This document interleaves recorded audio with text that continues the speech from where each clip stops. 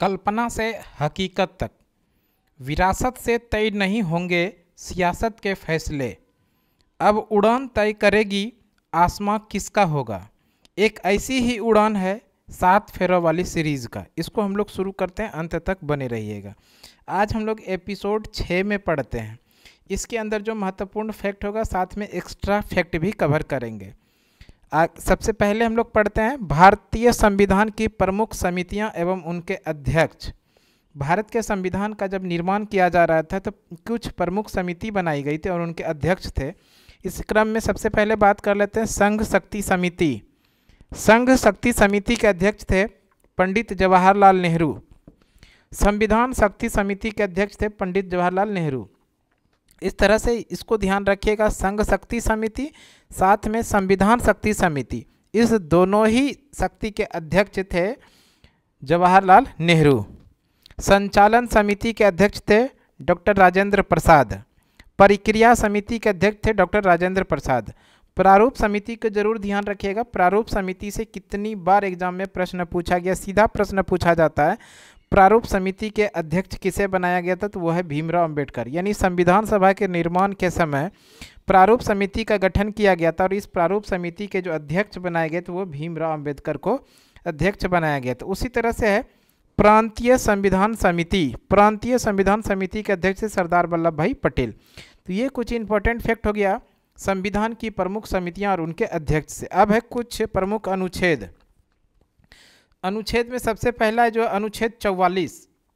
अनुच्छेद 44 के अंदर जो है समान सिविल संहिता है ना। समान सिविल संहिता भारतीय संविधान के किस अनुच्छेद के अंदर है, तो अनुच्छेद केवल 44 में। अनुच्छेद 44 के अंदर में समान सिविल संहिता इसी से संबंधित है, अनुच्छेद 44। उसी तरह अनुच्छेद 48A। अनुच्छेद 48A है पर्यावरण संरक्षण। पर्यावरण संरक्षण है अनुच्छेद 48A। वैसे अगर हम लोग बात करें पर्यावरण दिवस, विश्व पर्यावरण दिवस जो प्रत्येक वर्ष मनाया जाता है, विश्व पर्यावरण दिवस ये मनाया जाता है 5 जून को। जरूर ध्यान रखिएगा, 5 जून को प्रत्येक वर्ष विश्व पर्यावरण दिवस मनाया जाता है। और ये किस संगठन के द्वारा विश्व पर्यावरण दिवस मनाया जाता है, तो उसके बारे में याद रखिएगा। UNEP यानी यूनाइटेड नेशन इन्वायरमेंट प्रोग्राम, इसी के द्वारा प्रत्येक वर्ष 5 जून को विश्व पर्यावरण दिवस मनाया जाता है।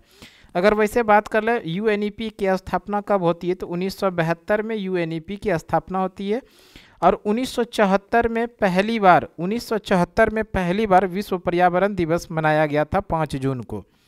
और इसके अलावा याद रखिएगा UNEP का जो हेडक्वार्टर है वो नैरोबी में है।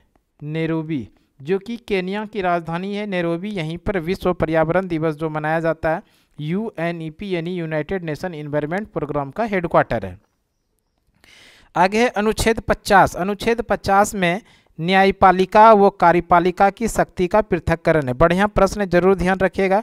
भारतीय संविधान के किस अनुच्छेद के अंदर न्यायपालिका को कार्यपालिका की शक्ति को पृथक करता है, तो वह अनुच्छेद 50। उसी तरह अनुच्छेद 51 में है अंतर्राष्ट्रीय शांति। अंतर्राष्ट्रीय शांति का जो प्रावधान है भारतीय संविधान के अनुच्छेद 51 में है। आगे है भारत की विदेश नीति का संबंध अनुच्छेद 51 से भी है। साथ ही साथ अंतर्राष्ट्रीय शांति के साथ भारत की विदेश नीति का जो संबंध है उसका भी प्रावधान अनुच्छेद 51 से है। अब हम लोग बात कर लेते हैं लोक लेखा समिति। लोक लेखा समिति, इस समिति में कुल 22 मेंबर होते हैं। लोक लेखा समिति में कुल 22 मेंबर होते हैं और इसमें जो मेंबर होते हैं 15 मेंबर होते हैं लोकसभा से और जो है 7 मेंबर होते हैं राज्यसभा से। तो इसको भी ध्यान रखिएगा। लोक लेखा समिति में कुल कितने मेंबर होते हैं, 22 मेंबर होते हैं, यानी 22 सदस्य होते हैं।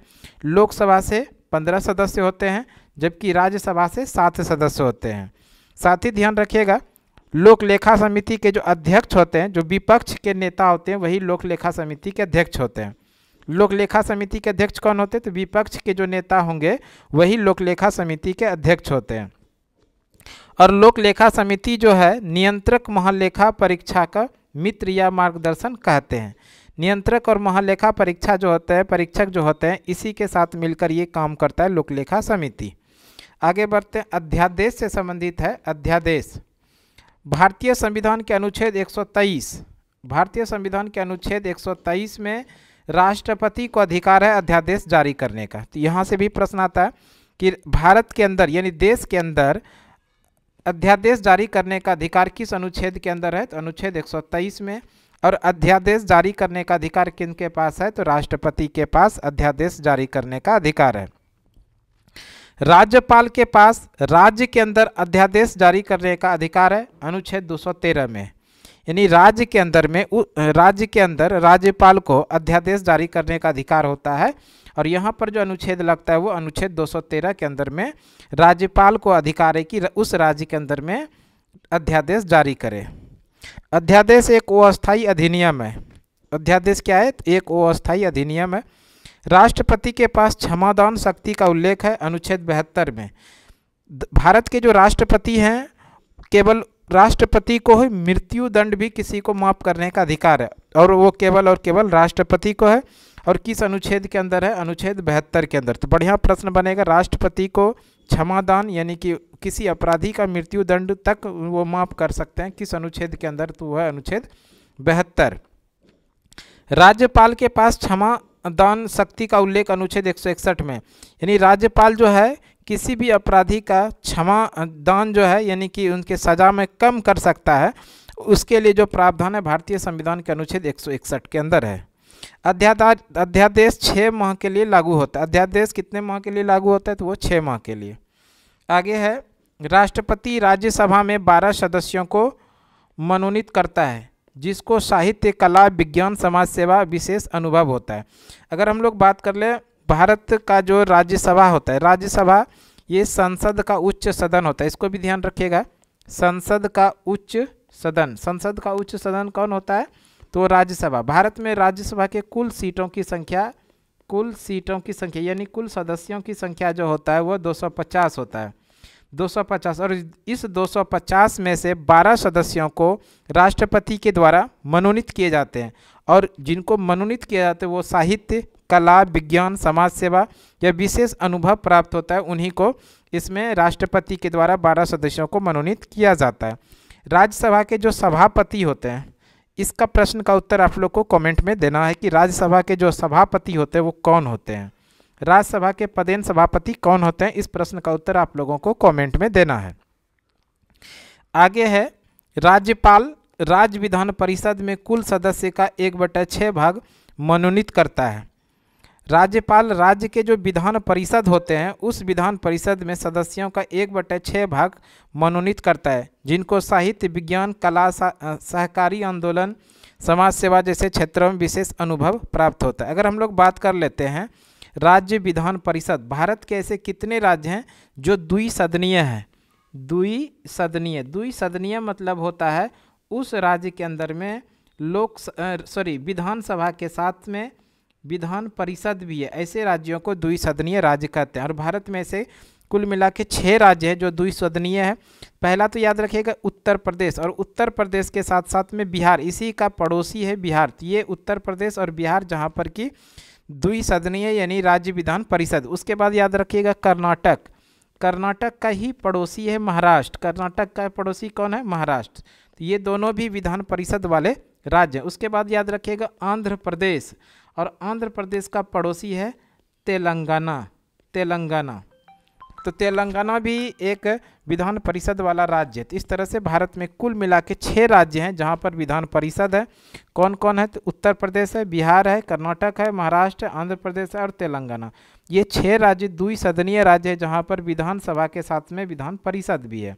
और इस विधान परिषद में राज्यपाल को अधिकार है कि कुल सदस्यों का 1/6 सदस्य को मनोनीत कर सकता है। अब हम लोग बात कर लेते हैं महाभियोग। भारत के राष्ट्रपति पर महाभियोग की प्रक्रिया अनुच्छेद 61 के अंदर है ना। राष्ट्रपति पर जो महाभियोग लगाया जा सकता है वो अनुच्छेद 61 के अंदर लगाया जा सकता है, जिसके जरिए राष्ट्रपति को संविधान के उल्लंघन के आरोप में पद से हटाया जा सकता है। यानी राष्ट्रपति को हटाए जाने का जो प्रावधान है उसी को हम लोग बोलते हैं महाभियोग। और भारत के संविधान के अंदर ये महाभियोग का जो प्रावधान है जो राष्ट्रपति पर लगाया जाता है वो अनुच्छेद 61 के अंदर वर्णित है। आगे है, महाभियोग का प्रस्ताव सदन की कुल सदस्य के 2/3 से अधिक बहुमत से पारित किया जा सकता है। आगे महाभियोग प्रस्ताव संसद के किसी भी सदन में प्रस्तुत किया जा सकता है। महाभियोग का जब प्रस्ताव लाया जाता है तो संसद के किसी भी सदन में लाया जा सकता है। वैसे अगर हम लोग बात कर ले, ये जो संसद है भारत का संसद, और ये संसद जो मिल के बना है वो लोकसभा, राज्यसभा और राष्ट्रपति, ये तीनों से मिलकर संसद का गठन हुआ है। संसद का जो गठन हुआ है लोकसभा, राज्यसभा और विधान परिषद से, राष्ट्रपति से मिलकर बना है। कौन कौन, याद रखिएगा, संसद का गठन लोकसभा, राज्यसभा और राष्ट्रपति तीनों से मिलकर संसद का गठन हुआ है। और ये जो लोकसभा है, ये लोकसभा निचली सदन है यानी निम्न सदन है, जबकि राज्यसभा जो है उच्च सदन यानी ऊपरी सदन है। तो महाभियोग जब भी लाया जाता है तो ये किसी भी सदन में, या तो ऊपरी सदन या निचली सदन, या आप ऐसे कह सकते हैं लोकसभा या राज्यसभा, किसी भी सदन में लाया जा सकता है। महाभियोग का आधार संविधान का उल्लंघन, दुर्व्यवहार और अक्षमता है। यानी महाभियोग तभी लाया जा सकता है जब संविधान के कानून के उल्लंघन करे, दुर्व्यवहार करे, तभी लाया जा सकता है। और ध्यान रखिएगा, भारत के अभी तक कोई भी ऐसे राष्ट्रपति नहीं बने जिस पर महाभियोग की प्रक्रिया लागू किया हो। तो बढ़िया प्रश्न है, जरूर ध्यान रखिएगा, भारत के अभी तक कोई भी राष्ट्रपति नहीं है जिन पर की महाभियोग की प्रक्रिया लाया गया हो। अगर वैसे बात कर लें भारत के राष्ट्रपति, तो भारत के प्रथम राष्ट्रपति डॉक्टर राजेंद्र प्रसाद थे। उसके बाद है भारत के निर्विरोध राष्ट्रपति जो बने वो नीलम संजीव रेड्डी बने थे। भारत के राष्ट्रपति जो निर्विरोध चुने गए थे वो नीलम संजीव रेड्डी। भारत के प्रथम उपराष्ट्रपति थे डॉक्टर सर्वपल्ली राधाकृष्णन। और साथ ही साथ ध्यान रखिएगा, भारत के पहले उपराष्ट्रपति डॉक्टर सर्वपल्ली राधाकृष्णन, और साथ ही साथ भारत के दूसरे राष्ट्रपति, भारत के पहले उपराष्ट्रपति और भारत के दूसरे राष्ट्रपति बने थे डॉक्टर सर्वपल्ली राधाकृष्णन। और सर्वपल्ली राधाकृष्णन का जन्मदिन प्रत्येक वर्ष 5 सितंबर को शिक्षक दिवस के रूप में मनाया जाता है। तो इसको भी ध्यान रखिएगा, शिक्षक दिवस प्रत्येक वर्ष मनाया जाता है 5 सितंबर को डॉक्टर सर्वपल्ली राधाकृष्णन का जन्मदिन के रूप में। डॉक्टर सर्वपल्ली राधाकृष्णन भारत के प्रथम उपराष्ट्रपति, साथ में भारत के दूसरे राष्ट्रपति बने थे। आगे भारत की प्रथम महिला राष्ट्रपति प्रतिभा देवी सिंह पाटिल। भारत की प्रथम महिला राष्ट्रपति प्रतिभा देवी सिंह पाटिल। साथ ही साथ वर्तमान में भारत की राष्ट्रपति द्रौपदी मुर्मू है, और साथ में यह प्रथम आदिवासी महिला राष्ट्रपति है। देश की प्रथम आदिवासी महिला राष्ट्रपति द्रौपदी मुर्मू। अगर द्रौपदी मुर्मू की बात करें, द्रौपदी मुर्मू देश के राष्ट्रपति बनने के पूर्व, इसके पहले ये झारखंड की राज्यपाल भी रह चुकी है। झारखंड की पूर्व राज्यपाल भी ये रह चुकी है। अगर द्रौपदी मुर्मू के बारे में बात करें तो इनका जो प्रॉपर रहने वाली है ये उड़ीसा के मयूरभंज इलाके के, उड़ीसा के मयूरभंज इलाके की ये रहने वाली है द्रौपदी मुर्मू, जो वर्तमान समय में देश की राष्ट्रपति हैं। आगे है महान्यवादी। महान्यवादी जो होते हैं, महान्यवादी भारत के सर्वोच्च विधि अधिकारी होते हैं। भारत के सर्वोच्च विधि अधिकारी जो होते हैं वो भारत के महान्यवादी होते हैं। और भारतीय संविधान के अनुच्छेद 76 में महान्यवादी का उल्लेख है। भारतीय संविधान के अनुच्छेद 76 में किसका उल्लेख है? तो भारत के महान्यवादी। भारत के प्रथम महान्यवादी थे MC सीतलवाड़। भारत के प्रथम महान्यवादी कौन थे? वो थे MC सीतलवाड़।